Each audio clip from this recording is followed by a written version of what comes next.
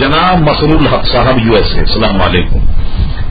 آپ نے ہماری ویب سائٹ ahlsunnat.net پر آپ نے یاد فرمایا تو ہم آپ کے ممنون ہیں.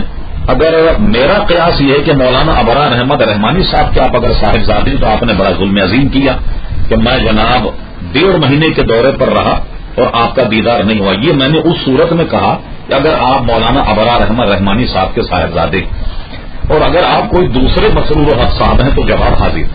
آپ نے فرمایا کہ امریکہ میں کسی بینک میں سرمایہ کاری کرنا اور اس پر ملنے والا منافع جائز ہے یا ناجائز. اصل میں امریکہ یہ ممالک ہیں جہاں کافر حکمران علماء نے اس کو دارالحرب قرار دیا ہے کیونکہ مومن کا مال معصوم ہوتا لیکن جو بے دین ہیں ان کا مال جو ہے وہ ظاہر ہے کہ معصوم نہیں ہوتا.